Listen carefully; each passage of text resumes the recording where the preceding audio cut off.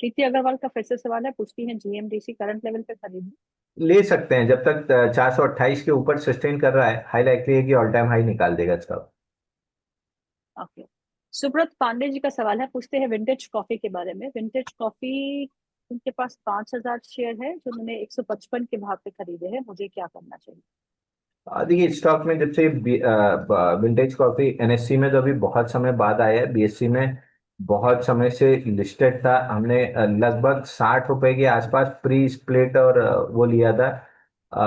और वहां से टारगेट लगभग 150 रुपए का था, तो फैमिली पोर्टफोलियो में भी था स्टॉक। अब यहाँ पे क्लियरली एक्सटेंडेड मूव दिख रही है। अब बहुत ज्यादा अपसाइड नहीं दिख रही है। अगर आपके पास लॉन्ग है, 140 आपका लास्ट स्टॉप लॉस होगा। इसके नीचे प्रॉफिट बुकिंग स्टार्ट हो जाएगी, तो फ्रेश बाइंग के लिहाज से तो आप बहुत लेट हो चुके हैं। एग्जिस्टिंग होल्डर्स को 140 का क्लोजिंग बेसिस स्टॉप लॉस लेना चाहिए। ओके। मोहित पाल सिंह जी का सवाल है, लुधियाना से हमें लिखते हैं, हमारे रेगुलर वेयर है। 300 शेयर कैंपस एक्टिवेयर के है, @284। टाइम होराइजन 2 साल का है, आपसे गाइडेंस मांग रहे अब देखिए 2 साल में इसमें क्या होगा मेरे लिए कहना बहुत मुश्किल है। किसी फंडामेंटल एनालिस्ट से चेक कराएंगे तो ज्यादा अच्छा होगा। हैं। टेक्निकली स्टॉक अच्छा पैटर्न डेवलप कर रहा है, 305 रुपए के ऊपर जिस भी दिन निकलेगा। एक बार दोबारा सवाल पूछिएगा, क्योंकि अगर वॉल्यूम के साथ निकला तो 360 365 तक की अपसाइड मिल सकती है। लेकिन उसके लिए 305 निकालना बहुत जरूरी है।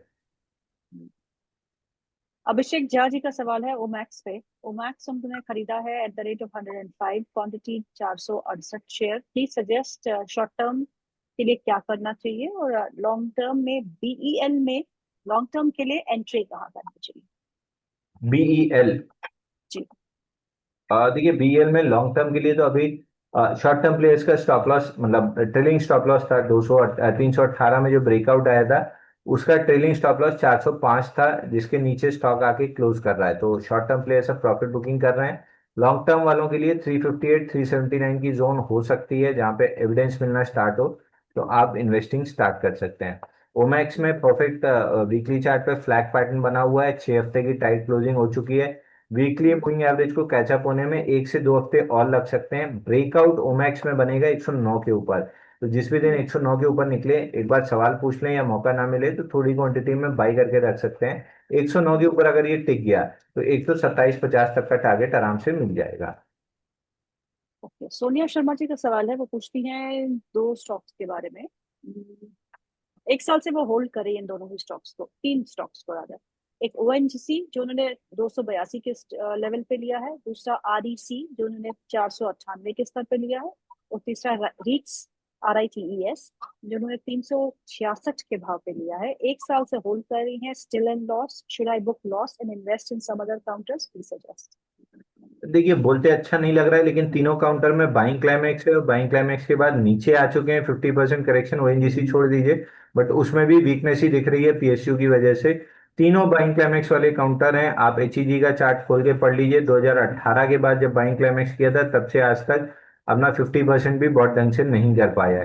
तो मेरे को नहीं लग रहा अगर 2-3 साल भी इन काउंटर्स में कोई आपको बड़ी मूव मिलेगी। हियर एंड देयर आपको बाउंस बैक जरूर मिल सकते हैं, और कॉस्ट आपकी मिल जाएगी। आई हाईली डाउट कि आपको कॉस्ट प्राइस तक आएगा इनकाउंटर। तो एग्जिट कीजिए। एग्जिट करके अगर 1-1.5 साल का समय आपको देना है, अगर इतना ही समय आपके पास है 1-1.5 साल का आप देना चाह रहे हैं, तो आप बेटर है कि अदानी ग्रुप में स्विच कर लीजिए। अगले 1-1.5 साल में इन स्टॉक्स में बढ़िया मोमेंटम बन जाएगा, बट इन स्टॉक्स में कोई बड़ा मोमेंटम बड़ा पैसा नहीं बनेगा। बाइंग क्लाइमेक्स के बाद नीचे के लॉन्ग लिक्विडेशन के भी टारगेट हो चुके हैं। अब कंसोलिडेशन फेज स्टार्ट हो रहा है।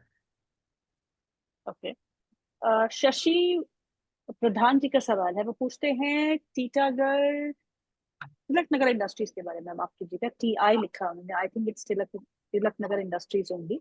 450 में लिया है, प्रॉफिट बुक करे या फिर ट्रेल करे 500 के लिए? देखिए टीआई में स्टैंडर्ड डिस्क्लेमर, मंडे हमने 419 में बाई दिया था, 450 का हमारा ओके। टारगेट था जो आज कंप्लीट हुआ है। 1 साल की एफडी का पैसा 7.5% आपको 2 ट्रेडिंग सेशन में मिल गया। आज आज अच्छा। ओके। तो दो ओके ही हेमा, इन्होंने तभी खरीदा होगा, बोल रहे हैं 450 में प्रॉफिट बुक करें या 500 का इंतजार करें। देखिए दैट्स द क्वेश्चन। यहीं जाके दिक्कत आती है। आपको 1 साल में एफडी 7% देती है, आपको एक दिन में अगर 8.5% मिल रहा है, 365 दिन पैसा अगर अगर कहीं और एक आध दो बार ऐसे घूम गया तो आपका एफडी से डबल पैसा हो गया। तो इसी को लालच कहते हैं कि लालच से बचिए। 1 साल की एफडी का पैसा एक दिन में मिल रहा है, बुक करके खाली कीजिए उसको। हम्म। तो आपके लिए सलाह जो है वो है, स्टॉक को आप प्रॉफिट बुक कर सकते हैं। 453, 3 रुपए और ऊपर मिल गए हैं 450 के टारगेट के ऊपर, सो ही शुड बुक आउट। और अच्छा ही रहता है, प्रॉफिट बुकिंग भी एक आर्ट है, उसको जरूर सीखना चाहिए। जीत का सवाल है, वो पूछते हैं अंशु सर से, मुझे हीरो मोटोकॉर्प का टारगेट क्या और कितना टाइम में आएगा? देखिए, हीरो मोटोकॉर्प में भी वही दिक्कत है, बाइंग क्लाइमेक्स के बाद नीचे आया है काउंटर, और अभी जिस हिसाब का पैटर्न बन रहा है, अगर तो ये स्टॉक 4450 निकाला तो 4868 तक जा सकता है। बट मेरा कोई भी इंटरेस्ट नहीं है स्टॉक में। मैं बार बार रिपीट कर चुका हूँ कि ऑटो इंडेक्स में 11 हफ्ते का हैंडल डेवलप हो चुका है। जिस भी दिन ब्रेकआउट बना, एम&एम, टीवीएस मोटर, मारुति और अशोक लीलैंड ये नियर ऑल टाइम हाई खड़े हैं। कुछ ऑल टाइम हाई बना रहे हैं, कुछ ऑल टाइम हाई पे खड़े हैं, बट यहाँ से ऑल टाइम हाई से 15-20% का एक्सटेंशन ऑटो इंडेक्स के ब्रेकआउट में आने के बाद इन्हीं स्टॉक्स में मिलेगा। बाकी स्टॉक्स जो अपने ऑल टाइम हाई से 15% से ज्यादा नीचे हैं, उन स्टॉक्स को आपको नहीं देखना चाहिए। तो अगर आपको पैसा कमाना ही है तो यहाँ से निकल के आप एम&एम में चले जाइए, मारुति में चले जाइए, या टीवीएस मोटर में चले जाइए। जब ऑटो इंडेक्स में ब्रेकआउट आएगा, सबसे ज्यादा पैसा उन्हीं में बनेगा। ओके। रीना का सवाल है, वो आपसे नाराज है कि मेरा क्वेश्चन कभी कोई लेता ही नहीं। चलिए अब उनका ही सवाल ले लेते हैं। सरला पॉली में क्या करना है सर? प्रॉफिट बुक करके निकल जाएं या होल्ड करें? 109 रुपीज की बाइंग है, 109 की बाइंग। मैडम, मेरे से नाराज नहीं है, आपसे नाराज है सवाल। समझ गई थी, तभी मैं अपना जो है वो आप पे लगाई थी, क्योंकि आप 2 मिनट लेट आए हैं, तो आपको कुछ ना कुछ तो सुनना ही पड़ेगा। देखिए, सल्ला पॉली हमने 106 रुपए में बाई दिया था, 117 का पहला टारगेट था, कंप्लीट इसने किया था। उस दिन फ्रेश ब्रेकआउट बना था, तो हमने होल्ड करने की सलाह दी थी 106 के स्टॉप लॉस से। अगेन दोनों का टारगेट मिला के 129 रुपए था, जो लगभग आज टेस्ट हो गया है, 127.50 का हाई बन गया है। तो हम यहाँ से अपने क्लाइंट्स को प्रॉफिट बुकिंग की सलाह दे रहे हैं। अब जब नया पैटर्न बनेगा तब नया बाई देंगे। फिलहाल इसका पूरा जूस निकल चुका है, जितना हम एक्सपेक्ट कर रहे थे। 129 रुपए एक्सपेक्ट कर रहे थे, 27.50 का हाई बन चुका है, तो हमने प्रॉफिट बुकिंग की सलाह दे दी है। नए स्टॉक पे चलेंगे, अब इसका काम खत्म है, नया पैटर्न जब डेवलप होगा तब देखेंगे। बंटी चौरसिया जी का सवाल है, पूछते हैं स्वान एनर्जी के बारे में। स्वान एनर्जी का टारगेट क्या हो सकता है सर? अंशुल सर प्लीज बता दीजिए, प्लीज, बहुत लंबा लिखा नहीं तो आपको बताना ही पड़ेगा। देखिए, स्वान एनर्जी में एक छोटा सा पंटिंग मूव बन रहा है। पिछले 5 दिन में इसने 3 दिन में इसने फ्लैग बनाया है। फ्लैग बनाने के बाद 5 दिन से कंसोलिडेट कर रहा है। अगले 3 से 4 दिन में आइडियली आईएफसीआई का चार्ट अगर आप पढ़ेंगे रिजल्ट के बाद, तो इसी तरीके से 3 दिन की मूव बनी थी, फिर कंसोलिडेशन 4 दिन का बना था। उसके बाद स्टॉक में 31% की अप मूव आई थी। अगर ऐसा कुछ इसमें रिपीट होना है, क्योंकि टेक्निकल एनालिसिस में हम केवल रिपीटिंग पैटर्न्स देखते हैं, ऑलमोस्ट वैसे ही पैटर्न बन रहा है। अगर 520 522 का लेवल निकालता है तो इस स्टॉक को आप बाई करके चल सकते हैं। स्टॉप लॉस उस केस में आपका बनेगा 495 का, और टारगेट बनेगा 640 रुपए का। तो अगले 4-5 दिन में अगर कुछ होना है तो हो जाएगा, नहीं हुआ तो पैटर्न फेल हो जाएगा। स्टॉक को अवॉइड कर दीजिए। 520 522 निकलता है तो बाई कीजिएगा, प्रियमटिव बाई नहीं करना है। हम्म। अगला सवाल है दीपक चक्रवर्ती का, पूछते हैं वी गार्ड के बारे में। क्या वी गार्ड में करंट लेवल्स पे एंटर कर सकते हैं? नहीं, एकदम मोमेंटम बिल्कुल नहीं है। बाइंग क्लाइमेक्स करने के बाद स्टॉक में लंबी पिटाई हुई थी। केवल 29 वीक्स में 48% करेक्ट हुआ था, और ये उसका एक डेड कैट बाउंस है। खींचते खिंचाते 50% रिट्रेसमेंट 435 पे वहां तक जा सकता है। बट ये वो पैटर्न नहीं है, ये वो स्टॉक नहीं है जहां आपको लॉन्ग ट्रेड करना चाहिए। रोहित निगम का सवाल है, बीकाजी पे, बीकाजी फूड्स उनके पास है, 846 रुपए में खरीदा है, आपसे पूछते हैं क्या करें? देखिए, बीकाजी भी कंप्लीटली साइडवेज है। मोमेंटम 775 के ऊपर बनेगा। प्राइमा फेसी ऐसा लग रहा है कि 775 अप्रोच करने जा रहा है, तो अगर आपके पास है तो होल्ड कर सकते हैं, नहीं है तो फ्रेश बाइंग 775 के बाद कीजिएगा, तब आपको करीब करीब 75 से 100 रुपए की अपमूव मिल जाएगी। ओके। सुनील का सवाल है आरबीएनएल के बारे में, पूछते हैं कि आप इस स्टॉक पे क्या रिकमेंडेशन देंगे इस समय? मैं देखिए, रेलवे, डिफेंस, इस सारे स्टॉक्स पे कंप्लीटली बेरिश हूँ। अब तो डिफेंस पे वापस बेरिश हो गया हूँ। युद्ध की वजह से एक बार नए ऑल टाइम हाई बना दिए हैं, बट मैं वापस से इन पे बेरिश हूँ। RVNL मेरे को नीचे एक गैप छूटा हुआ है डेली चार्ट पे 327 338 का, वो टेस्ट होते हुए दिख रहा है, और अगर वो निकला तो और डाउन साइड आएगी। तो मैं रेलवे डिफेंस इन किसी काउंटर्स पे बुलिश नहीं हूँ, BEL छोड़ के। BEL मेरे को बहुत अच्छा लगता है। महेश पंडित जी का सवाल है, पूछते हैं दो स्टॉक्स पे, रिलायंस और बजाज फाइनेंस में क्या करना है।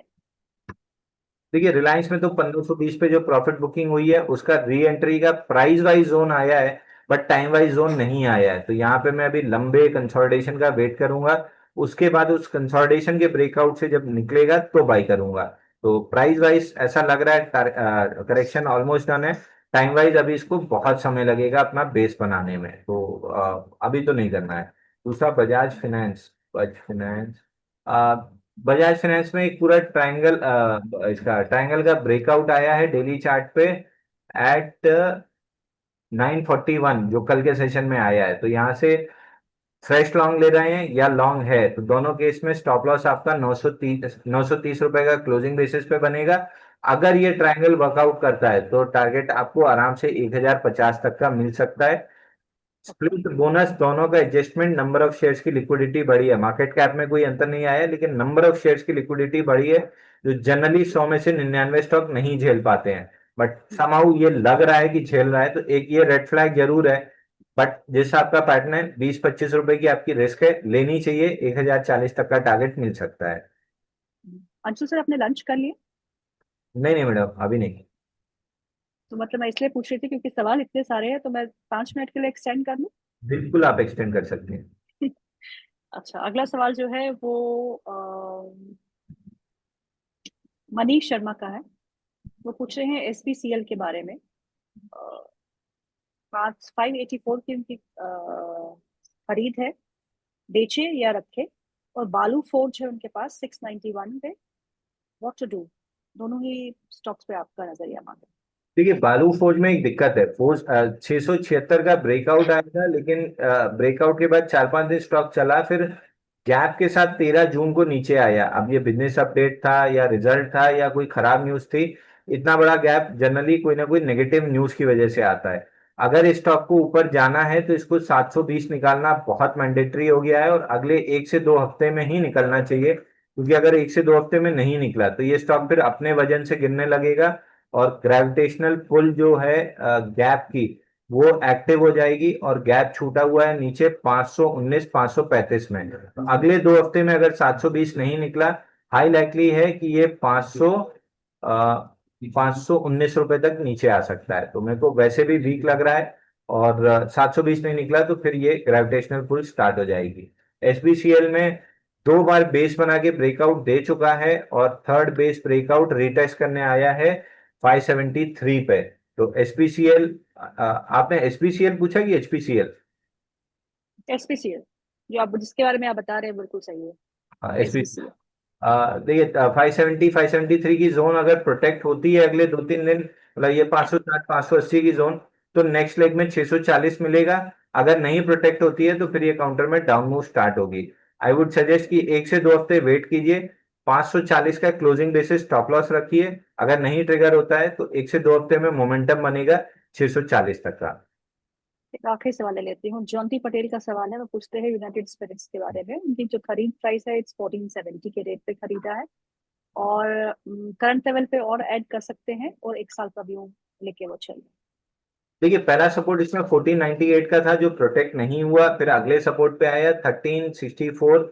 इस पे भी मैं पिछले 10 दिन से बोल रहा हूँ कि सपोर्ट से रिएक्शन पॉजिटिव नहीं मिला है। मोस्ट लाइकली ये सपोर्ट टूटेगा, जो आज टूट भी रहा है, आज बड़ी रेड कैंडल के साथ इसको तोड़ रहा है। अगला मेजर सपोर्ट 1267 है जो टेस्ट हो सकता है। 1267 पे ये वैल्यू बाई बन जाएगा, तो वहां पे लॉन्ग टर्म इन्वेस्टर अपनी बाइंग स्टार्ट करेंगे, तो वहां पे भले एवरेज कर सकते हैं, बट 1364 का सपोर्ट नहीं प्रोटेक्ट हो रहा है, ये 1267 तक नीचे जाते हुए दिख रहा है।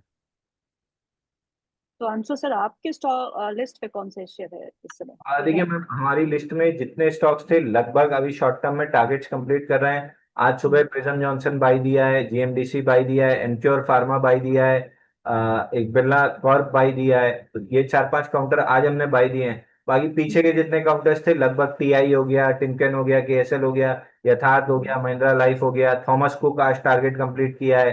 पीएनसी इंफ्रा में स्टॉप लॉस कटा है, तो ये सारे मैक्स एस्टेट में टारगेट कंप्लीट हुआ है, बहुत सारे में कंप्लीट हुए हैं। ये 4-5 नए स्टॉक्स आज हमने रिकमेंड किए हैं क्लाइंट्स को। लेकिन हम तो उसको मिस आउट कर जाते हैं। कुछ ऐसा करिए जो हमको आज सुबह सुबह स्टॉक्स मिल जाए रोज हमारे व्यूअर्स को। उसके लिए मैडम आपको शो का टाइम चेंज करना पड़ेगा, क्योंकि माइक्रो कैप, स्मॉल कैप और mid cap, specially micro cap और स्मॉल कैप अगर आप ट्रेड कर रहे हैं, सुबह 1 घंटे में मैक्सिमम ब्रेकआउट्स आते हैं या आखिरी 1 घंटे में ब्रेकआउट आते हैं। ये मिडिल पीरियड पूरा डल होता है। अच्छा, तो सुबह किस टाइम पे प्रोग्राम करना चाहिए? सुबह पहले 1 घंटा, सुबह 9 बजे, अ, 10 बजे के बीच में मैक्सिमम ब्रेकआउट्स आते हैं। आप देखिए ना, 9:18 पे बाई दिया है, 9:26 पे बाई दिया है। मैक्सिमम बाई हमारे सुबह 1 घंटे में आते हैं, उसके बाद फिर मार्केट डल हो जाता है, तो mid cap small cap dull हो जाते हैं। सो हमको एक प्लान करना पड़ेगा program with Anshu sir daily from 9 to 10। तो आपको जो ब्रेकआउट स्टॉक्स है वो अंशु सर तभी देंगे, ऐसे तो वो देंगे नहीं। अगला एक एक सवाल ले लेती हूँ। साहू जी का सवाल है, रेमंड लाइफस्टाइल पे 1325 के भाव पे खरीदा है, शॉर्ट टर्म का टारगेट और स्टॉप लॉस। वैसे मैंने आपको बताया कहाँ पहुंचना आपको है और मेरे को कहाँ लेके जाना है, वहां पे बैठ के सुबह मॉर्निंग कॉल डिस्कस किया करेंगे। ओके। 215 215 दिन का पूरा कप एंड हैंडल ब्रेकआउट आया था रेमंड्स में, और बड़े वॉल्यूम, 2-2 हजार% वॉल्यूम राइज 3 दिन था। 698 पे ब्रेकआउट आया था, बिल्कुल शैलो वॉल्यूम से उसको रीटेस्ट करके पिछले 3 दिन से मोमेंटम आ रहा है। ये मोमेंटम कंटिन्यू रहेगा, यहाँ से 2-4 दिन कंसोलिडेशन रह सकती है, बट ये मोमेंटम कंटिन्यू रहेगा। स्टॉक में 900 रुपए तक की अपसाइड दिख रही है मेरे को। हर लॉन्ग पे अब फाइनल स्टॉप लॉस 680 का रहेगा, 5 रुपए छोड़ दीजिए, 675 का रहेगा। 675 का ट्रेलिंग स्टॉप लॉस है, 900 रुपए तक का टारगेट दिख रहा है, इसमें हमारे क्लाइंट्स लॉन्ग हो सकते हैं।